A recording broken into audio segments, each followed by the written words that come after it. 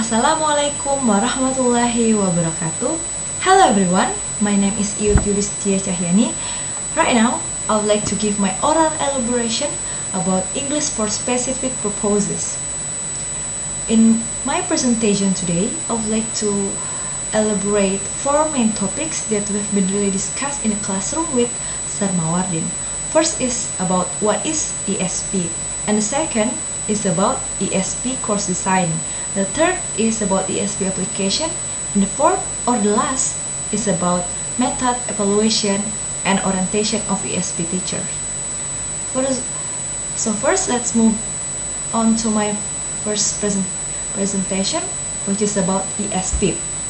ESP, or English for specific purposes, is a really new thing for us. ESP and ELT is not quite different, but they have different in needs of the student who wants to study it. ESP was as a most development in human activity. ESP was not a planned and a coherent movement, but rather a phenomenon that grew out a number of converging trends because English had become an international language which all aspects use it. ESP aims at acquainting learners with the kind of language needed in a particular domain in vocational training and has become increasingly important. There has been an increase in vocational training and learning throughout the world. With the spread of globalization has come increasing use of English as a language of international communication. More and more people are using English is in growing number of occupational contexts, and students are starting to learn and therefore master general English at younger age, and so move on to ESP on earlier age. ESP is centered on the language appropriate to the activities is a given discipline. ESP is an approach to language teaching in which all decisions as to content and method are based on the learner reasons for learning. ESP is designed to meet specific needs of the learner. ESP makes use of underlying method and activities of the disciplines it serves. ESP is centered on the language like grammar, lexis, register, skills, discourse, and genres appropriate to these activities. And variable in ESP may be related to or designed for specific disciplines. ESP may use in specific teaching situation a different methodology from general English. ESP is likely to be designed for adult learners either at a tertiary level, institution, or in a professional work situation. It could, however, be for learners at secondary school level. Most ESP course assume some basic knowledge of the language system, but it can be used with beginners. Traditionally, ESP courses were typically designed for intermediate or advanced adult learners. Nowadays, many students can start to learn academic or vocational English at an early age and at a lower level of proficiency. ESP must be seen as an approach, not a product. ESP not a particular kind of language or methodology, or does it consist of particular type of teaching material? Understood properly, it is an approach to the language learning which is based on learner needs. That's about ESP. When we already know about the ESP, now we move to what should the teacher teach student about ESP in the classroom, which is the second topics of my today presentation is about ESP course design. ESP course design is the process by which the raw data about learning need is interpreted in an order to produce an integrated series of teaching learning experience.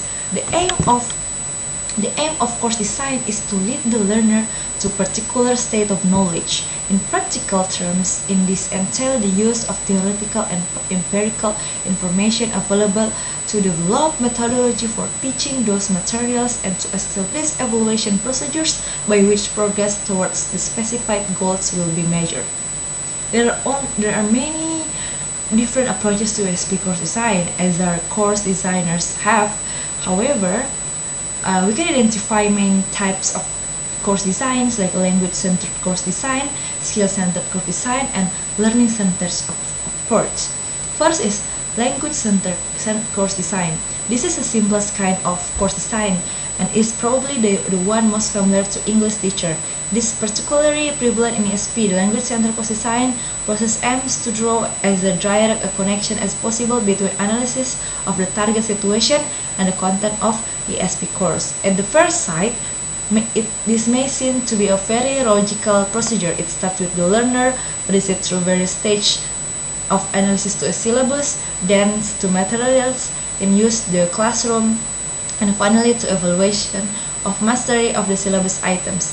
However, it has number of weaknesses.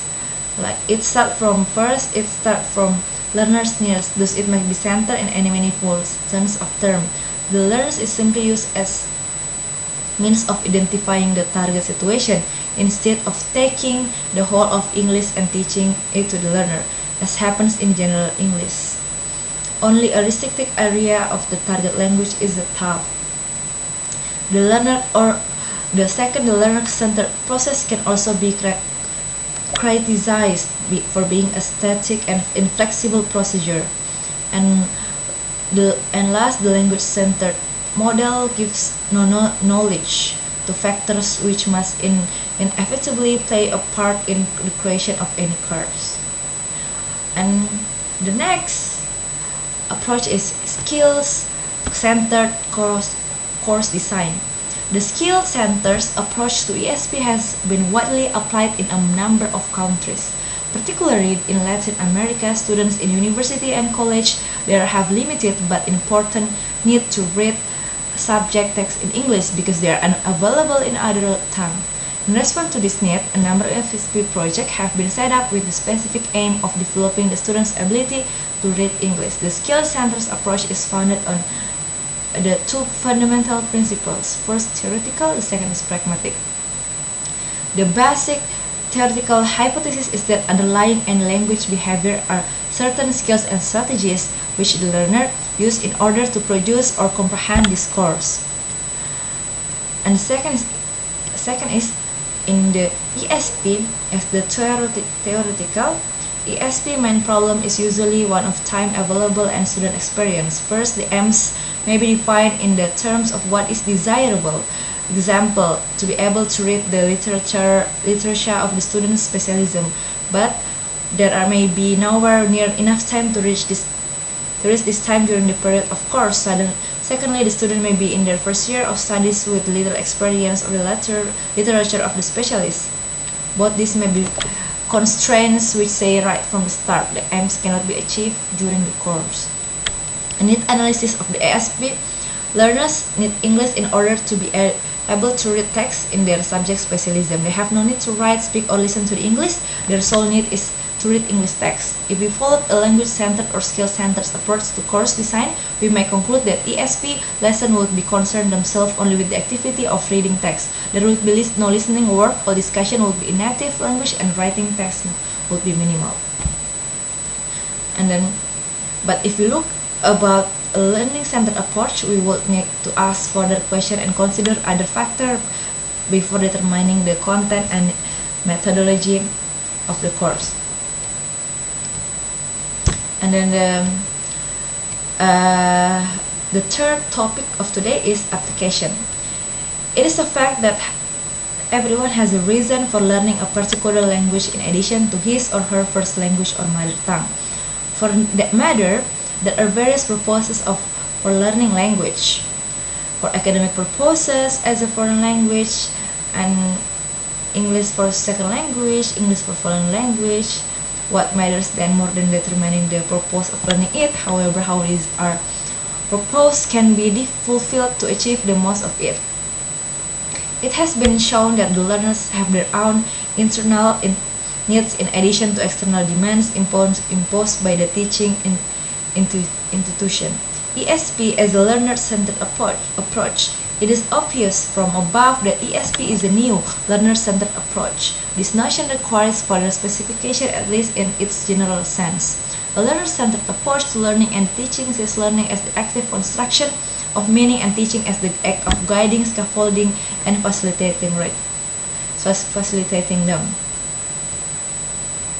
Additionally, learners' potential required to be identified, as well as skills and knowledge needed to attain the target situation without losing sight of such constraints of aptitude, time, technical source. With this data in mind, a course is designed and the materials are then chosen and organized. Finally, evaluation is a very important tool so that learning strategies can be redefined and results improved.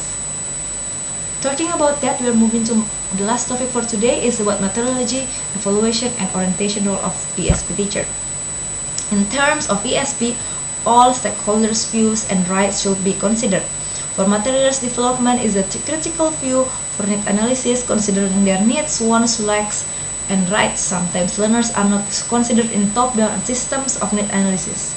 ESP materials are predetermined by experts without considering the real needs of learners. Methodology in English language teaching and ESP differ in little, and it is not possible to say whatever general ELT has borrowed ideas for methodology from ESP or whether ESP has borrowed ideas from ELT. Expertise identifies two characteristic features of ESP methodology. First, ESP activities can be based on student specialism. Second, ESP activities can be but may not have truly authentic purpose derived from learners' target needs. These two characteristics identified can be applied in a homogeneous group to meet target needs which are set up before the course starts. I believe that it would be difficult to implement activities on the learner specialism in heterogeneous group as each learner would have different target and needs. We should try to answer questions like how can we implement activities in heterogeneous group? What are disadvantages to implement activities in a heterogeneous group? Will not be as simple as doing it in homogeneous group. Second, language is a developmental process. Learning is an active process. There are three types. First is psychomotor activity. That is about observable movement of speech organs or limbs in accordance with signals from the brain. And second, language processing activity. That is organization of information into a mean and network of knowledge. This is kind of activity and is an external, it's not observable. And then the third is affective. The affective aspect is the learning goal that relates to appreciation in the soul of the truth values it receives, which will behave in behavior and feelings and interests. The affective aspect is an aspect that is related to the mental attitude, feelings, and awareness of the students. Language learning is a decision maker. In traditional classroom, the teacher made all the decision.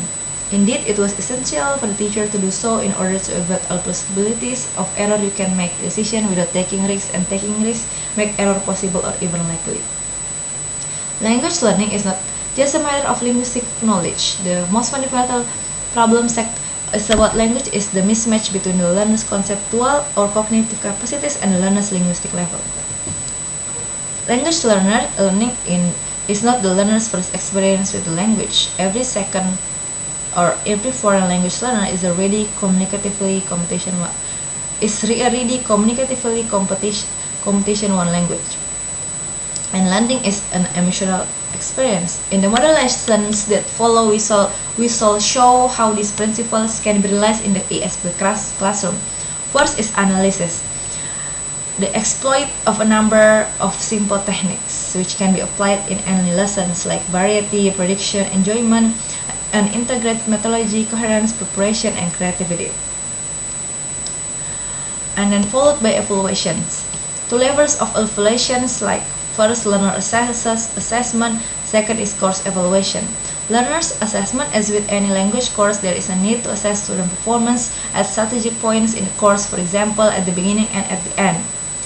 But this assessment takes on greater importance of ESP because ESP is concerned with the ability to perform particular communicative tasks. A course evaluation, a second important form of evaluation, is evaluation of the ESP course itself. This kind of evaluation helps to assess whether the course objectives are being met, whether the course, in other words, is doing what it's designed to do. Far more research is need to be known before we really know what the requirement of good ESP tests are. The tests like a placement test, achievement test, and proficiency test. And last is the role of ESP teacher. First, ESP teacher's role is one of many parts. Indeed, it prefers with some justification to use the term ESP practitioner than ESP teacher in order to reflect the scope. It is likely that is in addition to the normal function of a classroom teacher, the ESP teacher will have to deal with need analysis, syllabus design, materials, writing, or adaptation and evaluation. We do not intend to go into the aspect in any further detail. The second way in which ESP teaching differs from general teaching is that the great majority of ESP teachers have not been trained as such. They need to orientate themselves to a new environment for which they have generally been ill prepared. Okay, I think that's all for my explanation. I hope you understand it. I think that's all. Assalamualaikum warahmatullahi wabarakatuh and goodbye.